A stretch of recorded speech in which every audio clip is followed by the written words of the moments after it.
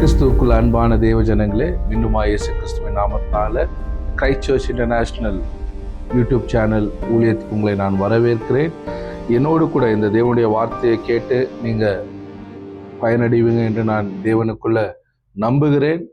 இன்றைக்கு கூட நான் உங்களோடு கூட பிலிப்பியர் புஸ்தகத்திலிருந்து சில வார்த்தைகளை நான் பகிர்ந்து கொள்ள விரும்புகிறேன்.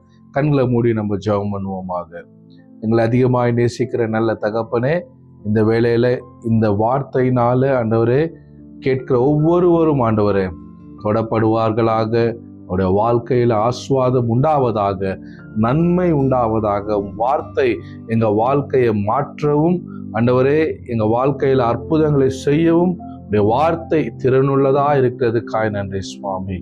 Thank you Lord. இந்த கரத்தில் இந்த வார்த்தையை ஒப்புக் கொடுக்கிறோம் இயேசுவின் நாமத்தில் பிதாவே, ஆமென்.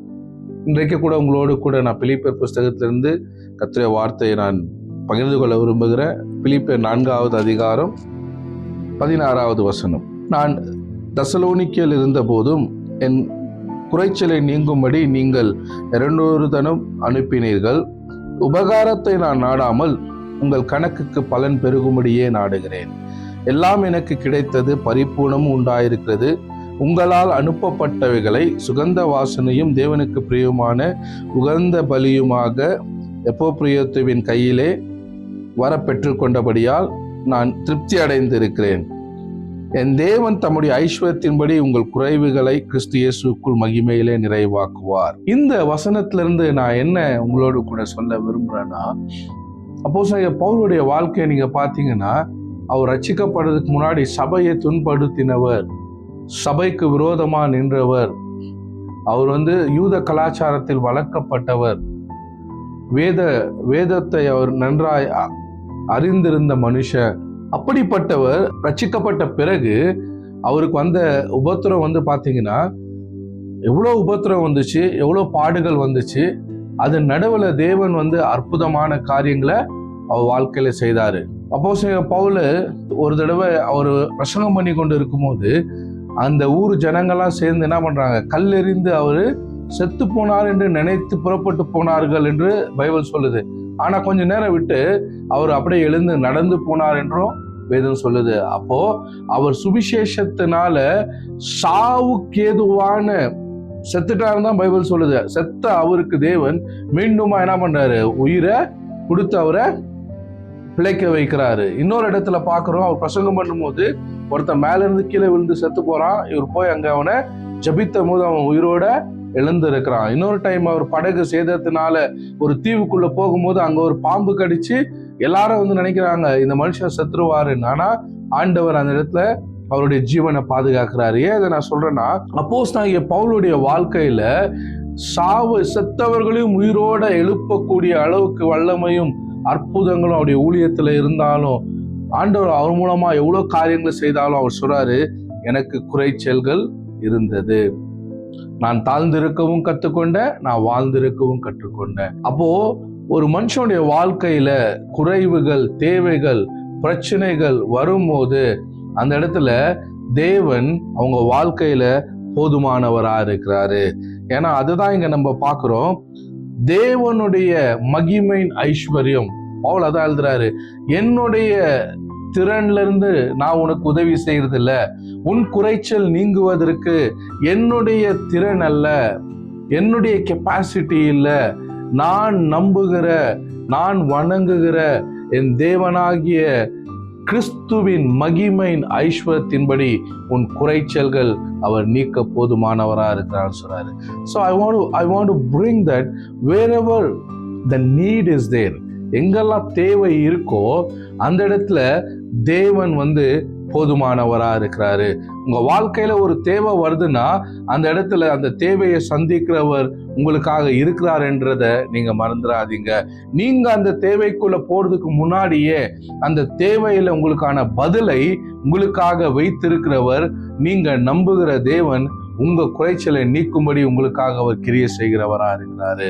இததான் இங்க பவுல் சொல்றாரு, என் குறைச்சலில் நீங்க எனக்கு என்ன பண்ணீங்க, நீங்க கொடுத்தீங்க. ஆனா அடுத்து 18ஆம் வசனத்தை சொல்றாரு, எல்லாம் எனக்கு கிடைத்தது, பரிபூர்ணம் உண்டாயிருக்கிறது. அப்போ குறைச்சல் இருக்கணும் சொல்றாரு, எனக்கு பரிபூர்ணம் உண்டாயிருக்கணும் சொல்றாரு. நம்ம வாழ்க்கையில எப்பெல்லாம் ஒரு நீடு, ஒரு தேவை, ஒரு எதிர்பார்ப்பு, ஒரு தாகம் நமக்கு உண்டாகுதோ அந்த இடத்துல தேவன் யெகோவா ஈரா நமக்கு வெளிப்படுகிறவரா இருக்கிறாரு. நம்முடைய தேவையை சந்திக்க அவர் போதுமானவரா இருக்கிறாரு. ஆண்டவர் உங்க வாழ்க்கையில உங்களுக்கு அற்புதங்களை செய்யறதுக்கு முன்பதாக, உங்க வாழ்க்கையில ஒரு ப்ரொவிஷனை கொண்டு வர்றதுக்கு முன்பதாக, உங்களுடைய தேவை பெரிய பணம் மட்டும் கிடையாது. இன்னைக்கு பணம் மட்டுமே மனுஷனுடைய தேவை கிடையாது. அது ஒருவேளை உங்களுக்கு சரீர பிரகாரமான சுகமா இருக்கலாம், இல்ல குடும்பத்துக்கான சமாதானமா இருக்கலாம். தேவை எப்படிப்பட்டதா இருந்தாலும் நமக்கு ஒரே ப்ரொவைடர் தான், நமக்கு ஒரே எஜமானன் தான். அந்த எஜமானன் உங்களுடைய தேவை எவ்வளோ பெருசா இருந்தாலும் அதுக்குள்ள அவர் எனக்கு அற்புதம் செய்ய முடியும் என்ற ஒரு எதிர்பார்ப்பு உங்க எஜமானன் மேல உங்களுக்கு உண்டாகும் போது அவர் அந்த தேவையை சந்திக்க அவருடைய மகிமையின் ஐஸ்வரத்தினால அவர் நமக்கு அற்புதம் செய்கிறவரா இருக்கிறாரு. ஹல்லேலூயா. இன்னைக்கு இந்த செய்தியை நீங்க கேட்கும் போது நான் சொல்றேன், அப்போஸ்தலனாகிய பவுலுடைய வாழ்க்கையில மரித்தவங்களை உயிரோட எழுப்பக்கூடிய வல்லமை அவரை கொண்டு ஆண்டவர் செய்ய முடியும்னா, அவரால் பணத்தை கிரியேட் பண்றதுக்கோ, இல்ல தங்கத்தை வான் கூப்பிடுறதுக்கோ, வெள்ளியை எப்பவுமே இருன்னு சொல்றதுக்கோ அவருக்கு வல்லமை இல்லையா? இருக்கு. வானமும் பூமியும் கர்த்தருடையது. ஆனா ஏன் மரித்தவங்களை எழுப்பக்கூடிய அளவுக்கு அவரால் மேனிஃபெஸ்ட் பண்ண முடியும்னா, ஆண்டவர் அவரை கொண்டு செய்ய முடியும்னா, அவருக்கு குறைச்சலே இல்லாம இருந்திருக்கலாம்ல. ஏன் குறைச்சல் இருக்கு? ஏன் தேவைகள் இருக்கு? ஏன்னா ஒரு மனுஷனுக்குள்ள எப்பொழுது தேவை வருதோ அந்த தேவையில கர்த்தர் என்ன பண்றாரு? அதற்கான நபரை கொண்டு வருகிறவரா இருக்கிறாரு. எதுக்கு?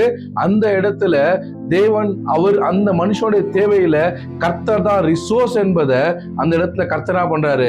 அந்த தேவையுள்ள மனுஷனுக்கு புரிய வைக்கிறவரா இருக்கிறாரு. இன்னைக்கு நம்ம வாழ்க்கையில எவ்வளவு பெரிய காரியங்களை நம்ம செஞ்சாலும், unless if you are not asking or seeking God to provide, you will not see the miracle. இன்னைக்கு நிறைய பேருக்கு அந்த தேவை இருக்கு என்பதை சொல்றதே அவங்களுக்கு கஷ்டமா இருக்கும். ஏன் தெரியுங்களா?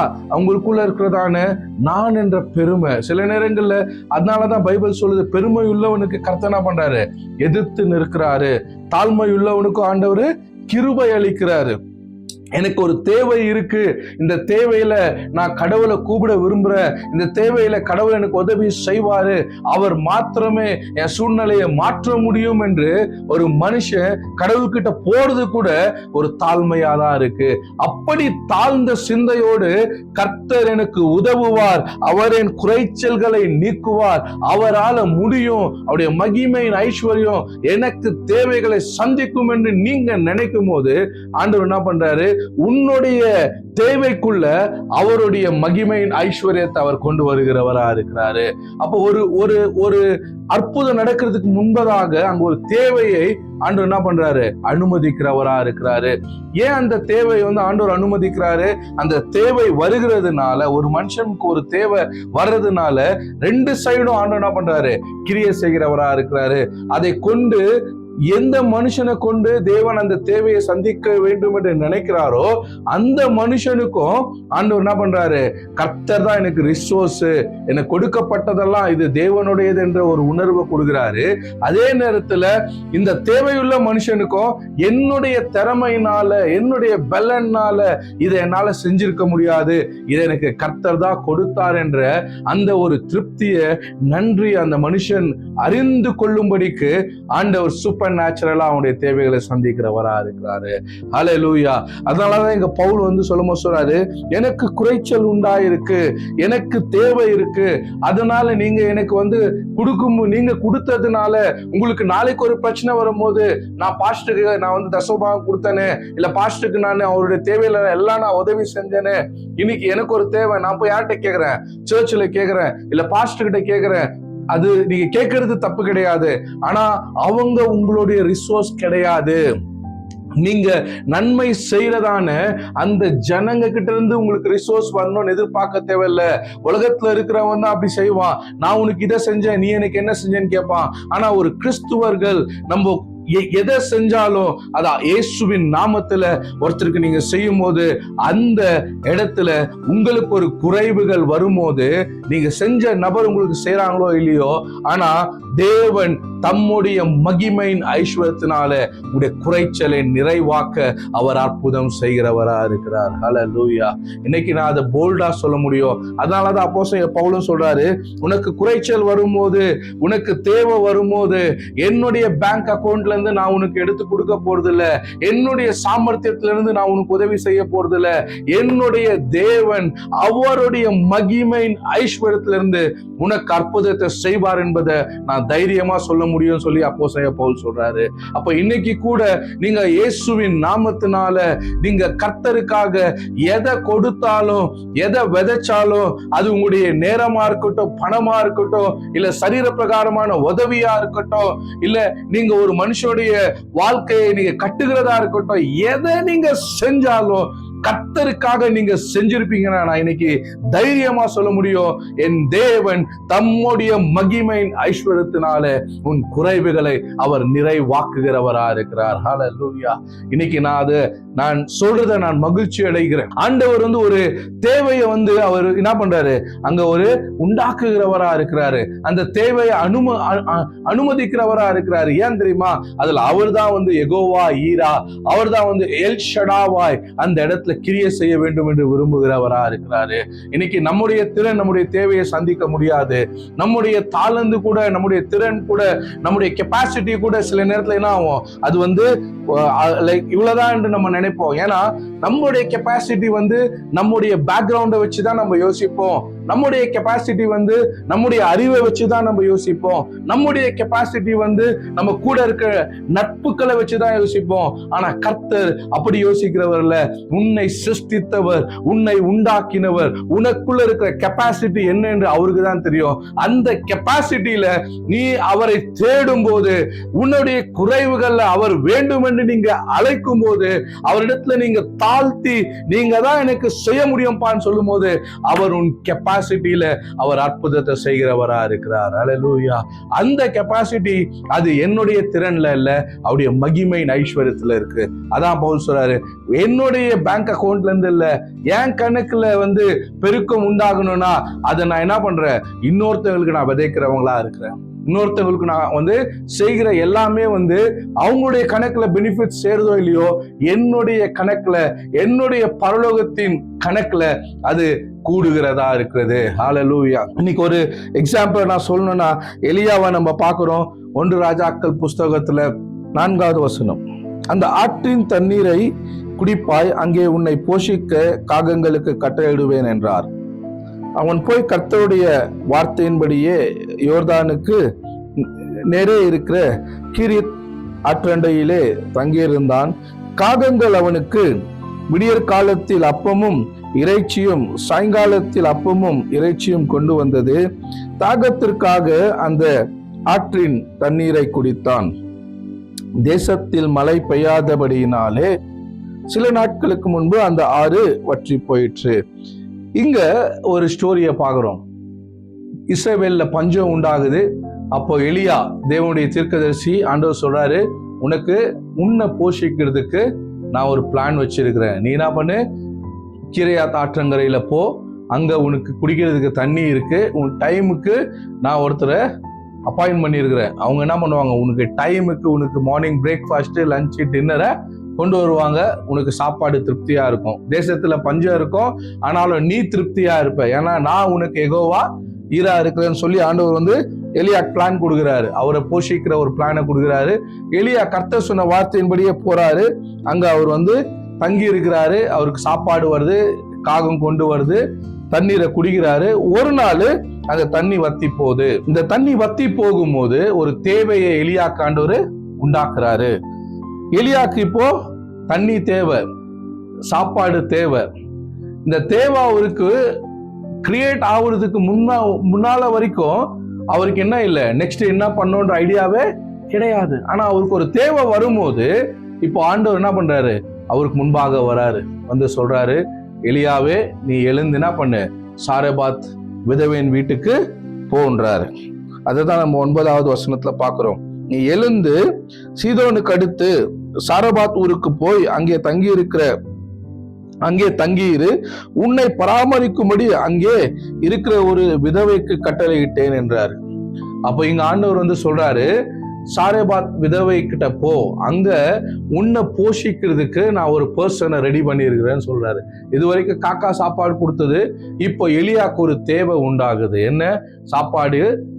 தண்ணி. மெயினா அங்க என்ன இல்ல? தண்ணி இல்ல, ஒரு குறைச்சல் வரும்போது ஆண்டவர் என்ன பண்றாரு, இன்னொரு இடத்துல ஒரு பிளானை வச்சிருக்கிறாரு.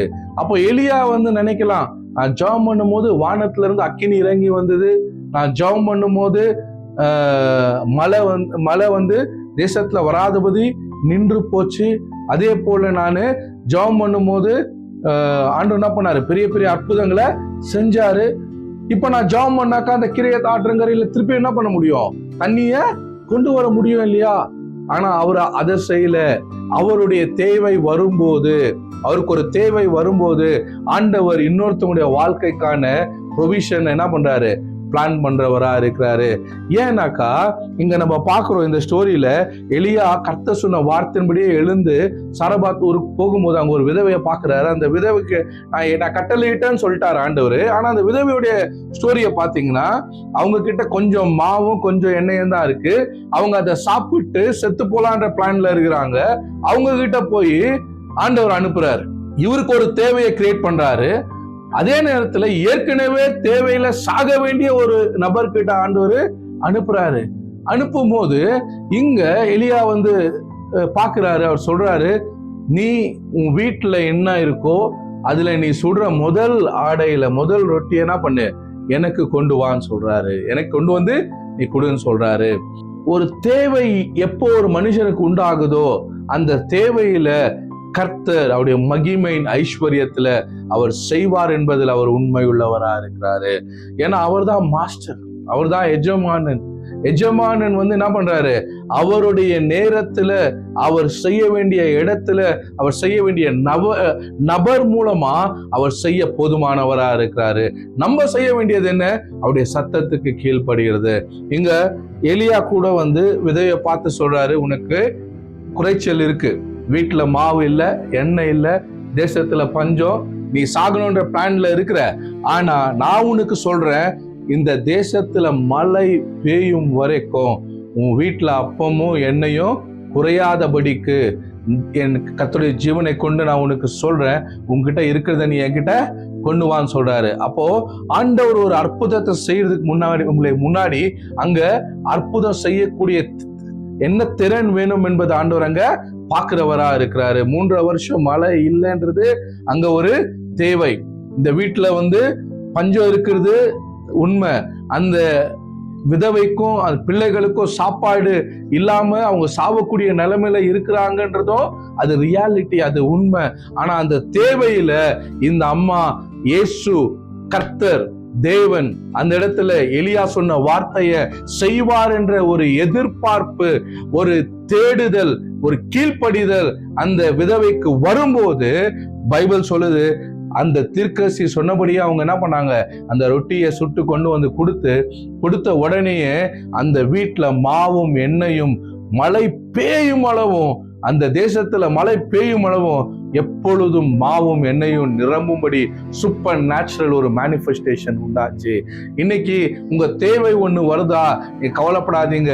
அந்த தேவையில அவர் ஏற்கனவே உங்களுக்கான ஒரு ப்ரொவிஷனை கிரியேட் பண்ணி வச்சிருக்கிறாரு. நீங்க செய்ய வேண்டியது, அவர் எப்படி செய்வார் என்பதை குறித்து நீங்க பயப்படாம, அவர் எனக்கு செய்வாரு, அவர் சத்தத்துக்கு நான் கீழ்ப்படுகிறேன் நீங்க சொல்லும் போது, ஆமா ஆண்டவரே எனக்கு இந்த தேவை இருக்கு, எனக்கு எந்த மனுஷனும் இதுல எனக்கு அற்புதம் செய்ய முடியாது, நீங்க எனக்கு செய்ய முடியும் நீங்க ஆண்டவர்கிட்ட சொல்லும் போது ஆண்டவர் என்ன பண்றாரு, அதுக்கான வழியை உங்களுக்கு திறக்கிறவரா இருக்கிறாரு. எப்பெல்லாம் தேவை வருதோ தேவையை பார்த்து பயப்படாதீங்க. எப்பெல்லாம் குறைச்சல் வருதோ குறைச்சலை பார்த்து நீங்க பயப்படாதீங்க. ஏன், உங்களுக்கு குறைவு வரும்போது, தேவை வரும்போது அதை போஷிக்கிறதான எஜமானன் ஆல்ரெடி பிளான்ட். அவர் உங்களுக்கான வழியை ஏற்கனவே பிளான் பண்ணிட்டாரு. உங்களை மட்டும் போஷிக்கிறது இல்ல, உங்களால இன்னொருத்தவங்களையும் அவர் போஷிக்க அவர் போதுமானவரா இருக்கிறாரு. ஆனா அந்த நேரங்கள்ல அவர் நம்ம கிட்ட இருந்து எதிர்பார்க்கறது என்ன? நம்ம அவருடைய சத்தத்துக்கு கீழ்படுகிறது. ஏன்னா பெருமை உள்ளவனுக்கு ஆண்டவர் என்ன பண்றாரு? எதிர்த்து நிற்கிறாரு. தாழ்மை உள்ளவனுக்கோ ஆண்டவர் என்ன பண்றாரு? கிருபை அளிக்கிறாரு.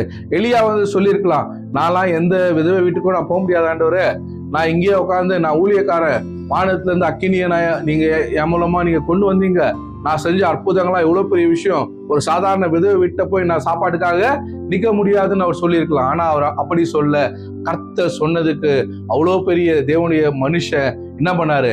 தன்னை தாழ்த்தி அவர் சொன்னதை அப்படியே செஞ்சாரு. இன்னைக்கு நம்ம கூட நமக்கு தேவைகள் வரும்போது நம்முடைய எதிர்பார்ப்புகள் மனுஷன் மேல இல்லாம இன்னொன்னு நம்மளை கொடுத்து நம்ம ரொம்ப ஹையா யோசிக்காம, என்னுடைய ப்ரொவைடர் அவருடைய மகிமையின் ஐஸ்வரத்தினால என்னை சந்திப்பாரு, என்னை திருப்தி ஆக்குவாரு, என்னுடைய குறைச்சல் மாறும் என்பதை நான் நம்புகிறேன். Because he already created. எனக்கான வழிகள் அவர் ஏற்கனவே செய்துட்டாரு. நான் செய்ய வேண்டியதெல்லாம் ஒண்ணுதான், I will depend on him. நான் அவரை மாத்திரமே சார்ந்து கொள்றேன்னு சொல்லி ஒரு எண்ணம் உங்களுக்குள்ள சிந்தை வரும்போது நான் சொல்றேன், சூப்பர் நேச்சுரல் ப்ரொவிஷனை கர்த்தர் உங்க வாழ்க்கையில திறந்து கொடுக்கிறவரா இருக்கிறாரு. அது எப்படிப்பட்டதான தேவையா இருந்தாலும் சரி, உன்னுடைய திறனை வைத்தல்ல, உன்னுடைய சாமர்த்தியத்தை வைத்தல்ல, கிறிஸ்துவின் மகிமையின் ஐஸ்வரத்தினால அவர் உனக்கு செய்ய போதுமானவரா இருக்கிறார். அன்பான சகோதரனே, சகோதரியே, இன்னைக்கு நான் உங்களை பார்த்து தைரியமா சொல்ல முடியும், கர்த்தர் அவர் உங்களுக்கு போதுமானவர். உன் குறைச்சல்களில உன்னுடைய திறனை கொண்டு அவர் செய்கிறவர் அல்ல, உன்னுடைய படிப்பை கொண்டு உனக்கு செய்கிறவர் அல்ல, உன்னுடைய சேலரியை கொண்டு உனக்கு செய்கிறவர் அல்ல.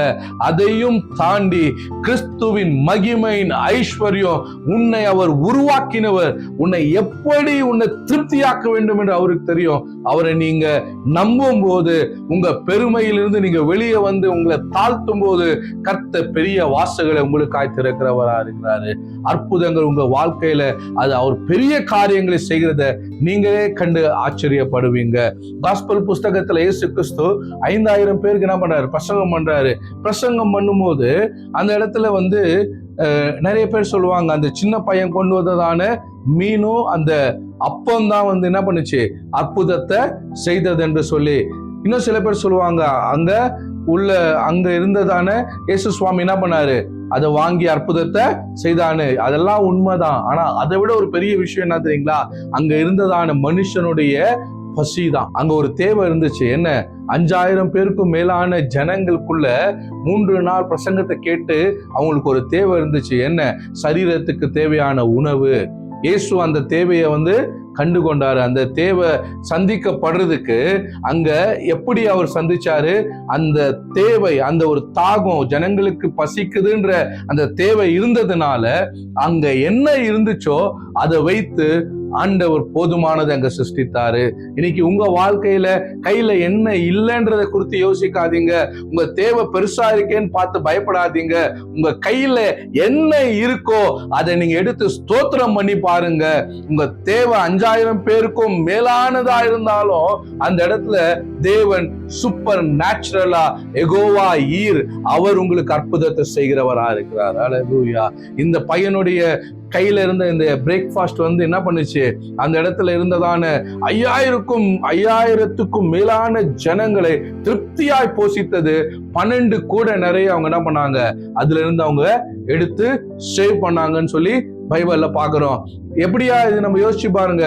அந்த பையன் கொடுத்தது கொஞ்சம் தான், 5 அப்பமும் 2 மீன் தான். ஆனா அன்னைக்கு 5000 பேருக்கும் மேலுள்ள ஜனங்க சாப்பிட்டு இந்த 12 சீஷர்களும் ஒருவேளை என்ன பண்ணிருக்கலாம்? அந்த 12 கூடிய கொண்டு போய் அவங்க வீட்டுல, அந்த சின்ன பையன் வீட்டுல கொடுத்திருக்கலாம். அவங்க வீட்டுல எல்லாரும் ஆச்சரியப்பட்டு இருப்பாங்க, நான் கொடுத்த ஒரு சின்ன டிஃபன் தானே, ஆனா இன்னைக்கு 12 கூட நிறைய சாப்பாடு வீட்டுக்கு வருதுன்னு. ஏன்னா நம்முடைய தேவன் தன்னுடைய மகிமையின் ஐஸ்வர்யத்திலிருந்து நம் குறைவுகளை நிறைவாக்குகிறவரா இருக்கிறாரு. அந்த பையனுக்கு ஒருவேளை எதிர்பார்ப்பு இல்லாம இருந்திருக்கலாம், நான் கொடுக்குற இந்த சின்ன டிஃபன்னால எனக்கு 12 கூட வரப்போகுதுன்னு. ஆனா அந்த இடத்துல ஒரு தேவை இருந்துச்சு. அந்த தேவையில அவன் உடனே என்ன பண்ணான்? ரெஸ்பான்ஸ் பண்ணான். இந்த தேவையில என்னால என்ன செய்ய முடியும் என்று சொல்லி. இன்னைக்கு நீங்க என்ன உங்க கையில இல்லையோ அதனால என்னால செய்ய முடியலன்றதை யோசிக்காதீங்க. உங்ககிட்ட என்ன இருக்கோ, உங்க முன்னாடி உங்களால ஒரு தேவை இருக்கும்போது, தேவ ராஜ்யத்துக்கென்று ஒரு தேவை இருக்கும்போது, உங்க கையில இருக்கிறத நீங்க மனரம்யமா செஞ்சு பாருங்க. ஆண்டவர் உங்க குறைவுல பெரிய காரியங்களை செய்கிறவரா இருக்கிறாரு.